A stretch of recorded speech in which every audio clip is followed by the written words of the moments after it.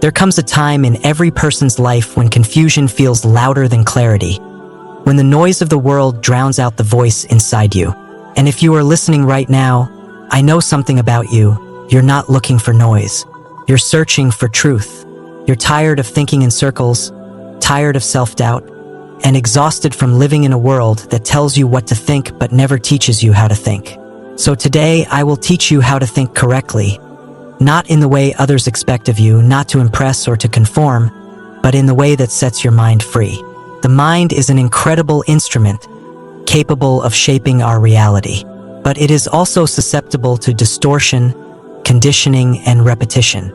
Many of the thoughts we carry are not the result of deliberate reflection but automatic patterns formed over years of experience.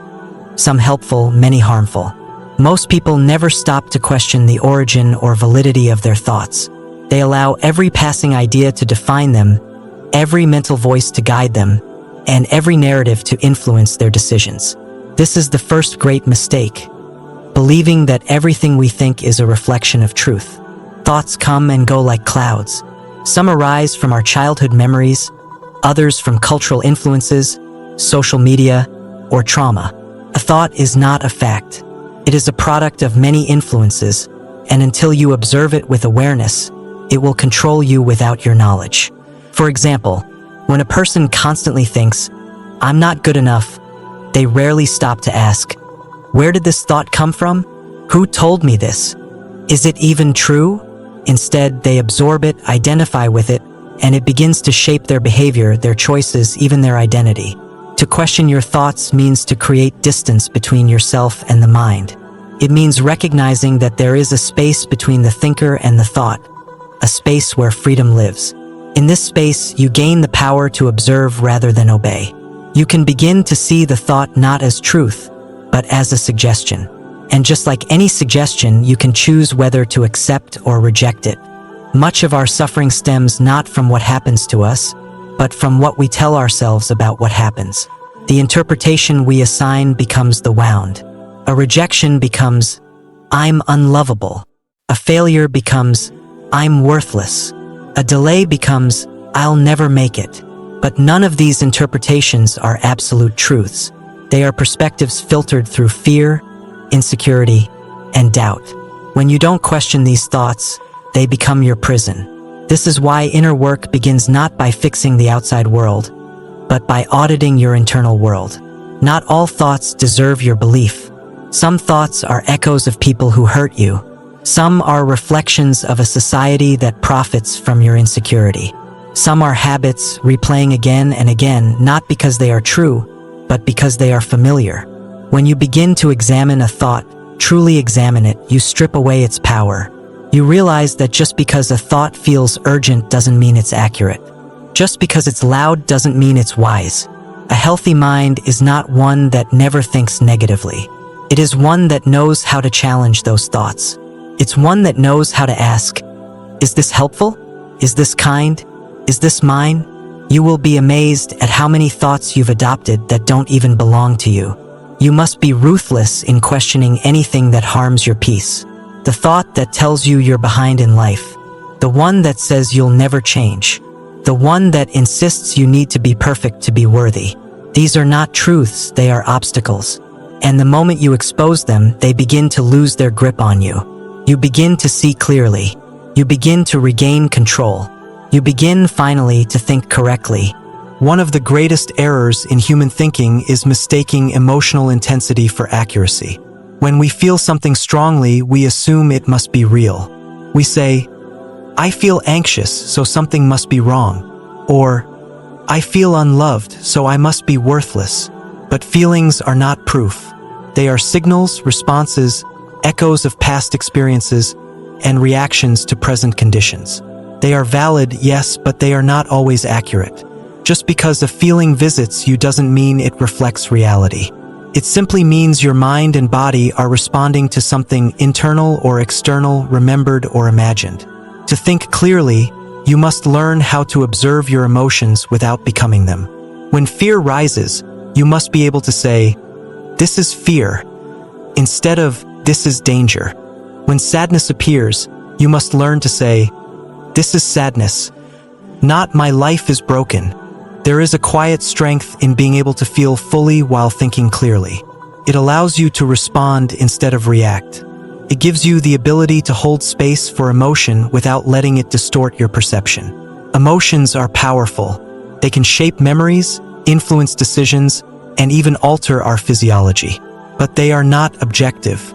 They are colored by your past, your beliefs, your unresolved pain, and even by things as subtle as your sleep, your diet, or your stress level. If you treat emotions as facts, you give them too much authority. They become the lens through which you see everything, and suddenly your inner storm becomes your reality. You begin to believe that how you feel now is how things will always be. Feelings are temporary. They rise, they peak, and they fall. But truth is not so easily swayed. It remains steady beneath the surface of emotional waves. To think correctly, you must learn how to dive beneath those waves and find the solid ground of truth. This requires patience. It requires self-awareness. And it requires the discipline to not make permanent decisions based on temporary emotions. When you are overwhelmed, you are more likely to misinterpret people's intentions, misjudge your own worth, or overestimate the severity of a situation. Anxiety can turn a simple delay into a disaster. Guilt can turn a small mistake into a life sentence. Loneliness can convince you that you are forgotten, when in truth you are just in a season of quiet. Emotion, when unchecked, can turn reality into illusion. This is not to say that emotion is the enemy. Emotion carries important information. It shows you where you hurt. It reveals what matters to you, tells you what needs attention, but it should never be your only guide.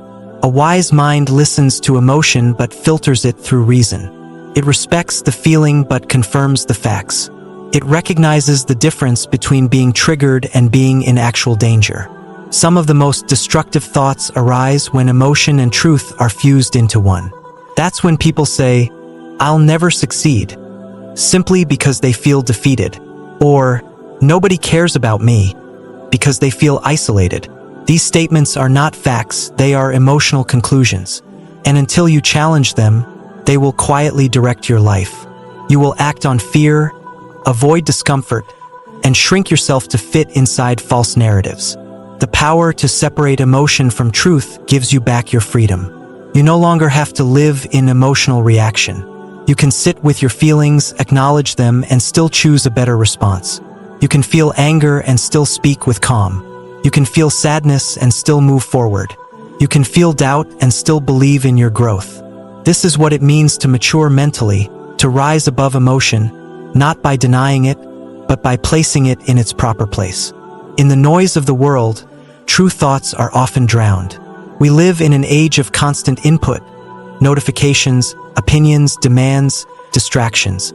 Every moment is filled with something trying to occupy your mind. But thinking clearly, deeply, and truthfully cannot happen when your attention is scattered. Real thought does not emerge from chaos. It is born from stillness. It arises when the world quiets down, when the mind is no longer reacting to everything around it, and when you create the space to listen, not to others, but to yourself. Silence is not just the absence of sound. It is the presence of space. It is the sacred ground where confusion can settle and clarity can surface. Most people fear silence because it exposes what they've been avoiding. In silence, the truth becomes louder. The questions you've buried start to rise. The emotions you've suppressed begin to whisper. The parts of yourself that you've neglected finally ask to be seen. This is why silence is uncomfortable. It brings you face to face with yourself. But it is only by facing yourself that you begin to think for yourself. Thinking in silence allows the mind to process without pressure. When you're not trying to impress, defend, or rush, you can begin to sort through your thoughts like you would untangle a knot, gently, patiently, and with attention. Silence lets you observe your inner world without judgment. You begin to notice patterns. You start to realize which thoughts are repeating and which ones are new. You start to feel what truly matters to you and what was simply noise passed down by others. Most people do not realize how much of their thinking is reactive. They respond to opinions, they echo what they hear, they adopt the fears and desires of others without even realizing it. But when you sit in silence, those external voices fade, and your own voice begins to emerge. It may come slowly at first, like a faint whisper, but the more you listen, the clearer it becomes. You start to differentiate between your true self and the false selves you've worn for approval, for survival, or for convenience. In silence, time slows down. You are no longer racing against the world. You are no longer trying to keep up. Instead, you begin to feel the rhythm of your own thoughts. You begin to notice how your mind moves when it is not being pushed. You begin to think not just to solve problems, but to understand them. Not just to respond, but to reflect. This level of thinking cannot be accessed in a rush. It is reserved for those who are willing to wait in stillness. Silence also restores your energy. When the mind is overloaded with noise, it becomes tired, irritable, and reactive. But in stillness, it finds space to breathe. It recovers its sharpness. It regains its ability to see clearly. Just as the body needs rest to recover, the mind needs silence to reset. Only then can it return to the world with a fresh perspective and a calm strength. Silence reveals the quality of your thinking. It shows you whether your thoughts are guided by wisdom or fear, by clarity or confusion. In the absence of distraction, your mind has nowhere to hide. This is not a weakness, it is an invitation to refine how you think, to strengthen your mental discipline, and to realign with what truly matters. Through silence, you return to yourself. And through that return, correct thinking becomes not something you try to do, but something that naturally arises from a centered and quiet mind. Most people are trapped not by external circumstances, but by the lies they tell themselves. These lies are subtle. They often sound like excuses, like reasons, like justifications. But underneath them is fear, the fear of confronting what is real. It is easier to blame others than to admit our own patterns. It is easier to say, "I had no choice," than to admit, "I avoided the hard choice." But without self-honesty, there can be no real growth. There can be no clarity, no strength, and no lasting peace. You can only pretend for so long before the truth you've ignored begins to weigh you down. Self-honesty is not about being hard on yourself. It is not shame or guilt. It is not about digging for flaws or focusing on everything you've done wrong. It is about becoming real. It is about seeing yourself without filters, without defense mechanisms, without the performance. When you are honest with yourself, you stop pretending that everything is fine when it's not. You stop acting like things don't bother you when they do. You stop telling yourself that you've moved on when deep down you haven't. There is great strength in admitting your weakness. There is wisdom in acknowledging your confusion.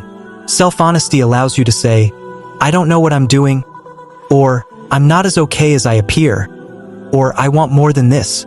These moments are not signs of failure. They are signs of awakening. They are moments where the mask slips and the real self begins to speak. And when you start to listen to that self, you begin to reclaim your life.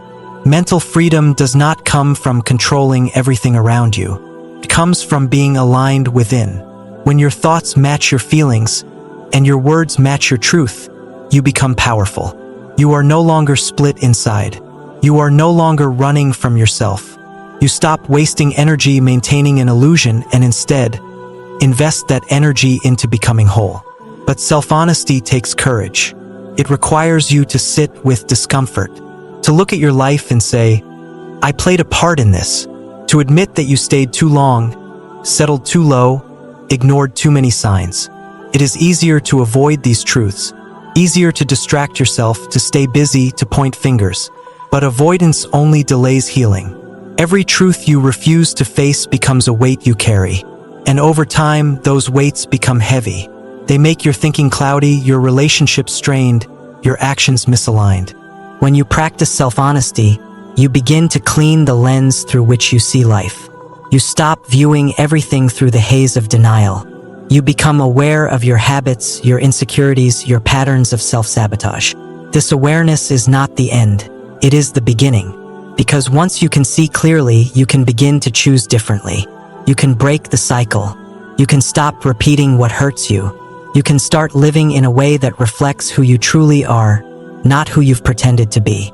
The more honest you are with yourself, the less control the world has over you. Opinions no longer shake you because you already know where you stand. Criticism no longer wounds you because you've already faced your own flaws. Praise no longer blinds you because your worth isn't built on performance. You become grounded in something deeper, truth.